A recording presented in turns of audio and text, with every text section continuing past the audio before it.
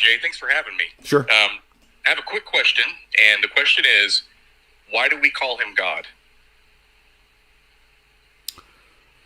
I would say in our position, ultimately, because of the characteristics of what he's revealed about himself. So, God for us would mean the person of the Father and the attributes that go along with him, being omniscient, being omnibenevolent, being, omnipresent, omnipotent, etc.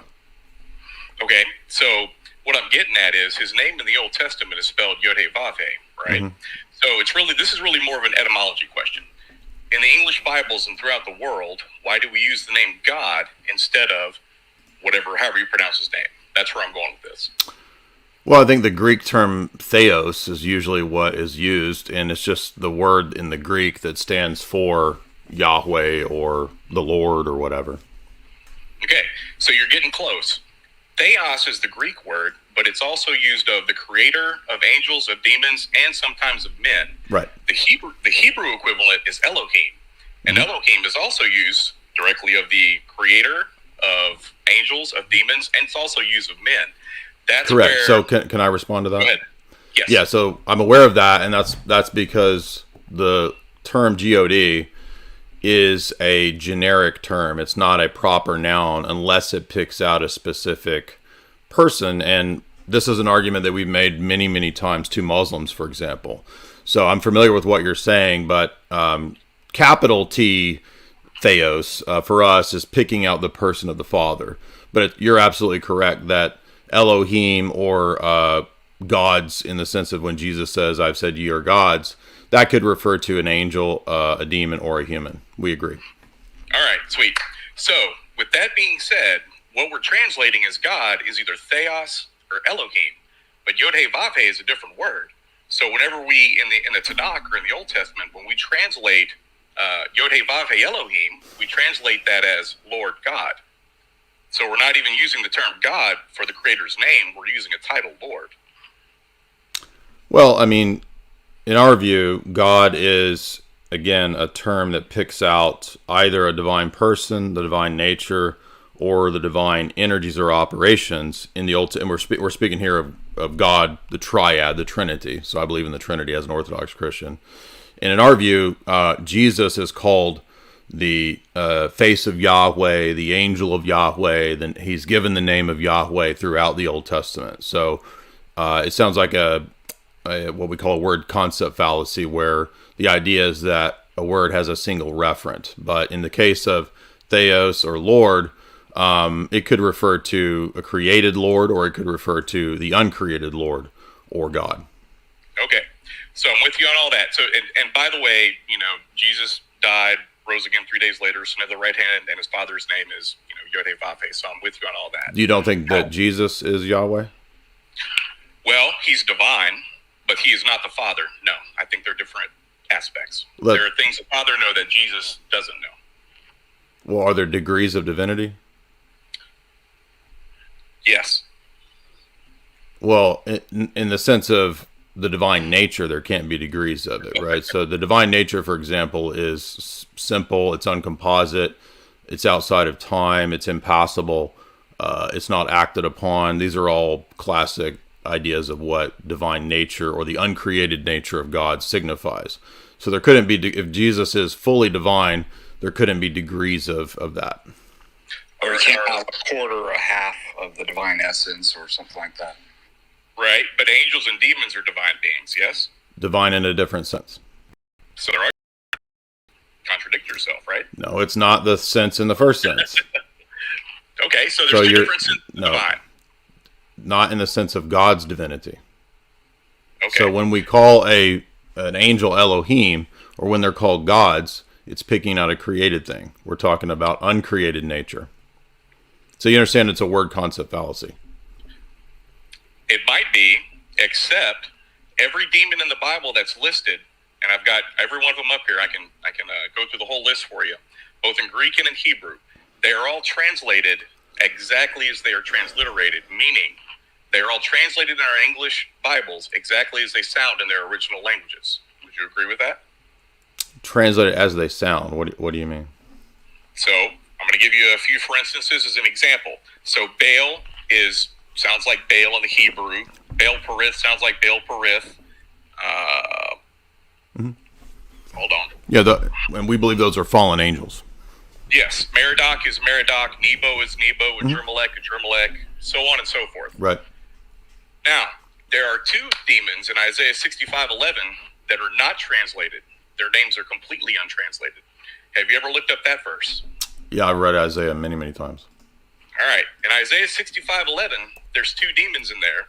They're translated in the King James or the Geneva Bibles as troop and number, but in every translation post 1970, they're translated as fortune and destiny with capital F and a capital D. And the way that I found this was I was researching the origins of hard determinism in Christianity. So I chased that from Lorraine Bodner in 1936 with his tulip thesis, back to John Calvin, who got all of his ideas from, and Martin Luther. They got their ideas from Augustine of Hippo. Augustine of Hippo got all of his ideas. I used to be a Calvinist. I've studied at Calvinist seminary. I'm aware. Excellent. Good. So in Isaiah 65:11, you have two demons that are translated as fortune and destiny. Do you happen to know what their names are? Well, how is this going to prove your point? Because, I mean, I agree that they're demons. If these are demons in the text, when I look at Isaiah 65:11, I mean, you're saying that it's the quote modern translations, but okay, I mean, demons are created. So how does this prove your point? Because their names are God and Many. They're spelled GD, Gimel Dalet, and MNY, Mem Nun Yod. Okay. It looks like, and their names are technically pronounced God and Money. You think that the English terminology of the meaning in English of a Hebrew word is the same? No, what I'm telling you is in Hebrew, that is how you pronounce that word, GD, is God. This is a word concept fallacy. So you think that the modern English term God is referencing that's predicting that we worship, quote, God, but it's a demon? Is that what you think? So that comes back to my first question is, what is the etymology of the English word God? It just means theos. It just it picks out theos when we're talking about God the Father, but it also refers to other things. Yes, that's how we define it. But I'm talking about etymology. Where'd it come from? That's etymology. No, etymology is it came from this word and this language and this vernacular, and that's how we all say it. Okay, isn't that what you're asking? Right. Well, so can you just state what your position is? You're asking me all these questions, and just what's the position that you're arguing for? Sure. So the hard determinism of Christianity, which is Calvinism, comes from those two demons, God and Many, the demons of fortune and the demons of destiny. One's a male and one's a female. And they just change their names every now and then, i.e. God and Mary. And what happened was the demon God and Mary? Mary? Yeah. Yeah, you just change Many a little bit and you get Mary. So what happened was this is Looney Tunes, man. I'm not trying to be mean to you, but all right. Changing one letter? Yeah, it makes all the difference, right? Correct. So how do you jump from that to Mary? Because the demons God and Many it's the same cherub in different civilizations. It's Amun-Ra in Egypt and Horus. It's God and Many in Babylon. It's Jupiter and Pluto in. And you think that's the Virgin Mary? Well, I'm saying that's the cherub that's presenting himself as Mary for the Catholics. How would you ever come up with? Yeah, how would you? How would you come to that? Because I wrote a 93,000 word book on it and I researched it. That doesn't explain how you came to the conclusion. That just tells me what you did.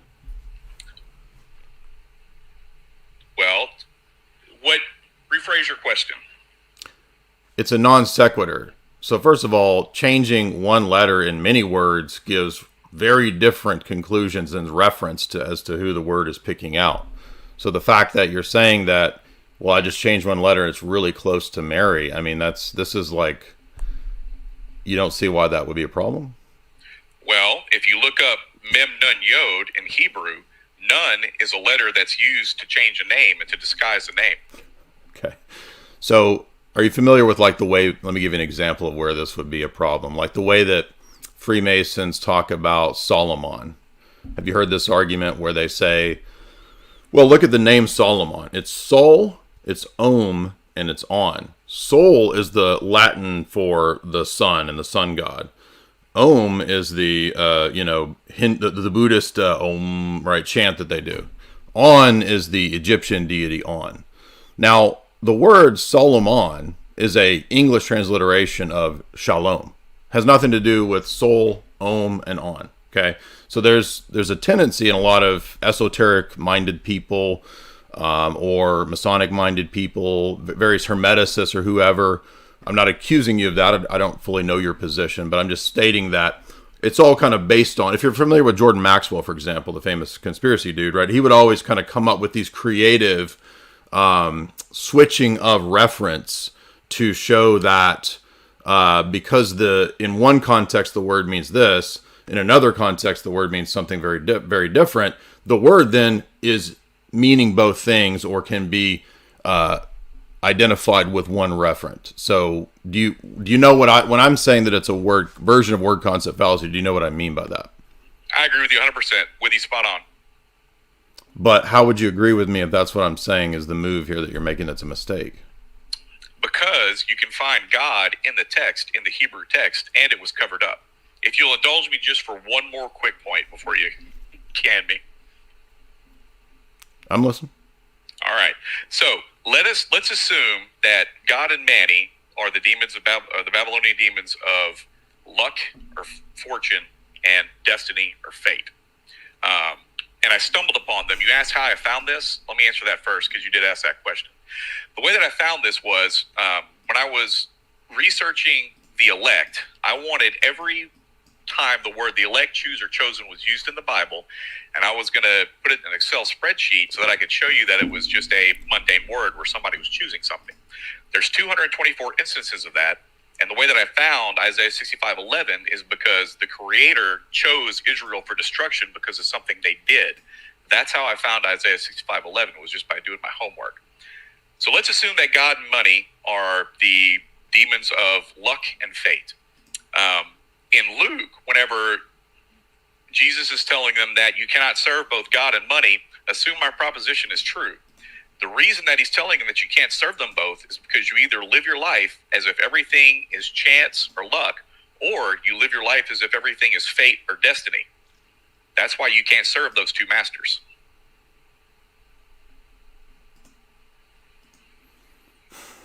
I mean, again, this has nothing to do with the Virgin Mary. Where do you, I just don't understand. How do you conclude that that's Mary? Mary's a tertiary item anyway. Yeah, but it demonstrates the wildness of this. You don't see why this would be a problem? It is absolutely wild. I agree. Okay. So, so what is the true religion? Like, what is it to you? The way. And that is what? Well, here's my opinion that you're not going to hear anywhere else. I think the way, which was home groups meeting in their homes, your pastor, your evangelist, your apostle, those were all functions that people did. They were not titles that were given to them by professionally credentialed organizations. The Gnostics eventually infiltrated the way and eventually turned it via Augustine of Hippo and Jerome and others, and eventually turned it into what we call the Roman Catholic Church. And then they used half of the Gnostics' beliefs to do that. In the 1500s, the Protestants used the other half of the Gnostic beliefs to consolidate power away from the Pope. And what you call church right now is the great harlot of Babylon, because all churches worship God, and his proper name is the Babylonian demon of fortune. Yeah, again, your entire thesis is built on a word concept fallacy. Are you from a Protestant background? Both Catholic and Protestant. Mm-hmm. Right, so the word God can pick out different things, right? And your argument rests on the word God having the single referent of this demon. And Correct. The way that you got to that was the creative interpretation of Isaiah 65. Is it creative, or is that you just said you had to change a letter to get married? No. That is what you said. to get Let's start married. with the proposition that it's Did you God and did you Manny. not say that to change a letter you get married because it's close? Yes. Okay, so again, why do you think that that is valid or a coherent move to do? From what standpoint? It's not talking about Mary, and you admitted it by saying that I have to change a letter to make it be close to Mary. Yes, and that's the middle letter of Manny's name. None is Manny? a letter that is used. Yes, M-N-Y, Manny. There's nothing to do with Mary. Where do you Correct. conclude that that's Mary? Because the demons can change their names. That's what he does. He's Yeah, a cherub. that doesn't prove that the referent is Mary. You're just assuming the position and saying, yeah, but it is because it's a demon changing his name. How do you know that it's a demon that you don't think? I mean, do you know what Ephesus taught, for example, On what? on Mary? Tell me. Well, are you familiar with church history at all? You talked about Augustine. You were correct about his background. Oh, a little bit, yes. Okay, so well, wait a minute. Wouldn't you want to know about what the first 4 centuries of Christianity taught if you're going to put this position forward? Sure, go for it. No, I'm asking you, what do you think they taught in those first 4 centuries up to Ephesus About whom? about Christ and Mary? I don't know off the top of my head. Okay, so you don't know about this topic. I thought you wrote a giant 90,000 word book or something. 93,000, yes. Okay, so but you don't know about the topic. Well, the book doesn't cover the encompassing of everything in Christianity. Yeah, but Mary is very important at Ephesus, and she's given a certain name at Ephesus, and so this would be very important to your thesis if you think that she's a goddess, or a demon. I didn't say that Mary was a god or a demon. Maria, her name was Maria. Okay. Yeah. All right. We're going to move on. I appreciate your arguments. Interesting thesis, but it's a word concept fallacy.